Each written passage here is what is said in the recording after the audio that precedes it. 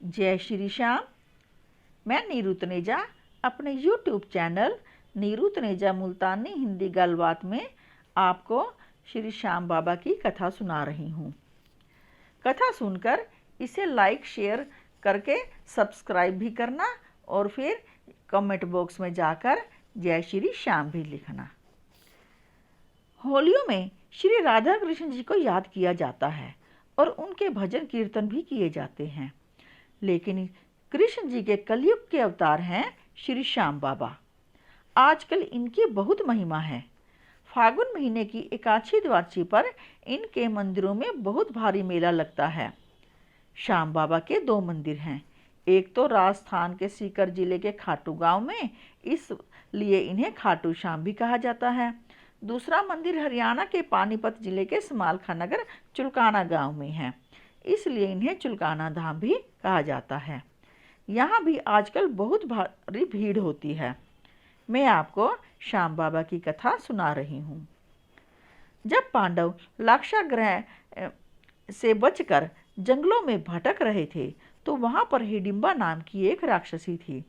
वह भीम जैसा पुत्र चाहती थी, इसलिए उसने माता कुंती से आज्ञा लेकर भीम को अपने साथ ले गई और उनके साथ विवाह कर लिया। कुछ समय बाद भीम तो वापस आ गया और हिडिंबा ने एक पुत्र को जन्म दिया जिसका नाम था घटोत्कच। समय आने पर घटोत्कच ने भी एक पुत्र को जन्म दिया जिसका नाम था बर्बरीक। बर्बरीक बहुत भक्ति करता था और युद्ध चलाने में बहुत कुशल था। यह कला उसने अपनी माता से सीखी थी। भगवान शिव ने उनसे प्रसन्न होकर उन्हें 3 बाण दिए थे, इसलिए इन्हें 3 बाणधारी भी कहा जाता है। अग्निदेव ने भी प्रसन्न होकर उसे एक तीर दिया जिसके साथ वो तीनों लोकों को जीत सकते थे। जब महाभारत का युद्ध हो रहा था तो बर्बरीक को इसकी सूचना मिली, तो उन्होंने भी युद्ध में जाने के लिए अपनी माँ से आज्ञा मांगी। माँ ने कहा, जो सेना हार रही होगी तो उन्हीं की तरफ से लड़ना और हारे का सहारा बनना। बर्बरीक माँ की बात मानकर चले गए।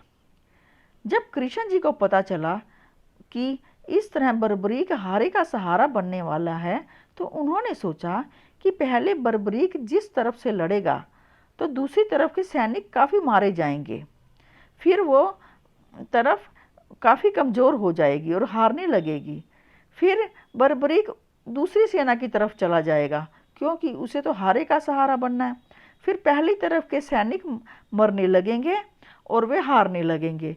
फिर बर्बरीक उन्हें हारता देकर उस तरफ आ जाएगा और दूसरी पक्ष के लोगों को मारने लगेगा। इस तरह ये कभी पहली तरफ कभी दूसरी तरफ जाता रहेगा और दोनों तरफ के सैनिक मरते रहेंगे। फिर दोनों तरफ के सैनिक मर जाएंगे और आखिर में बर्बरीक ही रह जाएगा। फिर उसको रोकने के लिए कृष्ण जी उनके रास्ते में ही चुलकाना गांव में एक पीपल के पेड़ के नीचे खड़े हो गए।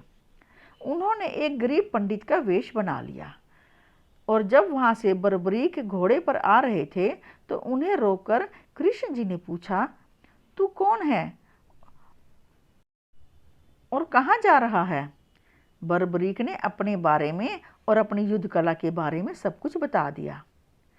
फिर और पंडित वेशधारी कृष्ण जी ने पूछा, तू मुझे एक तीर के साथ इस पीपल के सारे पत्तों में छेद करके दिखा, और एक पत्ता अपने पैर के नीचे दबा लिया।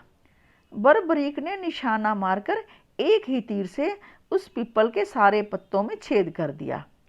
फिर कृष्ण जी ने जब अपना पैर हटाकर पैर के नीचे वाला पत्ता देखा तो वे हैरान रह गए क्योंकि उस पत्ते में भी छेद था। फिर कृष्ण जी ने उन्हें कोई दान देने को कहा। बर्बरीक ने दान के बारे में पूछा कि वे कैसा दान लेना चाहते हैं। भगवान ने उससे उसका सिर मांग लिया। बर्बरीक हैरान हो गई और वे समझ गए कि ये कोई आम आदमी नहीं है। फिर कहने लगे, पहले आप अपनी असली पहचान बताओ। कृष्ण जी ने अपना पूरा विराट रूप दिखा दिया। बर्बरीक बहुत प्रसन्न हुए क्योंकि उन्होंने भगवान के साक्षात रूप के दर्शन कर लिए थे और इसलिए वो अपना सिर देने के लिए भी तैयार हो गए। पर उन्होंने कहा कि वो पूरा युद्ध देखना चाहते हैं। भगवान ने उन्हें वचन दे दिया। फिर बरबरीक ने पूरी रात भजन कीर्तन किया और पूजा करके अगले दिन फागुन महीने के शुक्ल पक्ष की द्वादशी को अपना सिर उतारकर भगवान को दे दिया। भगवान ने उनसे कोई वरदान मांगने को कहा तो बरबरीक कहने लगे, मुझे आपका ये काला रंग बहुत पसंद है, आप मुझे अपना काला रंग दे दो। श्री कृष्ण भगवान ने उन्हें काले रंग के साथ साथ अपने श्याम नाम भी दे दिया। क्योंकि बरबरीक गोरे रंग के थे और उन्हें भगवान का काला रंग बहुत पसंद आया, इसलिए उन्होंने उससे श्याम वर्ण मांगा और भगवान ने उन्हें अपना श्याम वर्ण के साथ साथ अपना श्याम नाम भी दे दिया। साथ ही ये वरदान दिया कि कलयुग में तू मेरे नाम से ही पूजा जाएगा। जैसे जैसे कलयुग बढ़ेगा तेरी महिमा भी बढ़ती जाएगी। फिर उनका सिर एक ऊंची पहाड़ी पर रख दिया जहाँ से वो सारा महाभारत का युद्ध देख सकते थे। जब पूरा युद्ध खत्म हो गया और पांडव जीत गए तो सब पांडव अपना अपना नाम लेकर कहने लगे कि ये युद्ध उसके कारण जीता गया। फिर कृष्ण जी ने बरबरीक से पूछा तो उन्होंने कहा कि पूरे युद्ध में भगवान का सुदर्शन चक्र ही घूम रहा था और वो दुश्मनों को मार रहा था, तभी युद्ध में जीत हुई है। फिर भगवान ने उस सिर को रूपवती नदी में बहा दिया। कई साल बाद ये सिर राजस्थान के एक गांव में जमीन के नीचे मिला और वहाँ के राजा को सपना आया कि यहाँ पर मंदिर बनवाओ। फिर राजा ने खाटू गांव में उनका मंदिर बनवा दिया। इस समय चुलकाना धाम जहाँ श्याम बाबा ने सिर दान में दिया था और खाटू श्याम जहाँ सिर रखा गया, बहुत भारी भीड़ होती है। भक्त कई कई किलोमीटर पैदल चलकर झंडे उठाकर दर्शन के लिए आते हैं। फागुन की एकादशी द्वादशी पर तो लाखों की भीड़ होती है और विदेशों से भी लोग आते हैं और पैदल तो चलते ही हैं, कई लोग रेंगते हुए भी पूरे बाबा के मंदिर तक जाते हैं।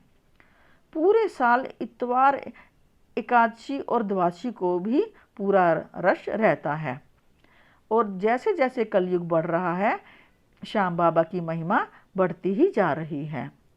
जिस पीपल के पेड़ के नीचे तीर चलाकर पत्तों में छेद किए गए थे, आज भी उस पीपल के पत्तों में छेद नजर आते हैं।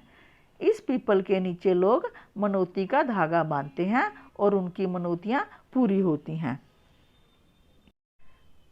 काफ़ी भक्त दूर दूर से आकर समालखा आरंभ होते ही पैदल झंडे लेकर चलते हैं और श्याम बाबा के दर्शन करके वहां चलाए जा रहे लंगर खाकर अपनी थकान मिटाते हैं। अब कई सालों से श्याम बाबा की भीड़ बढ़ती ही जा रही है और कृष्ण भगवान का दिया वरदान सत्य हो रहा है। आप भी श्याम बाबा के मंदिर में आइए और अपनी मन्नत पूरी कीजिए। जय श्री श्याम।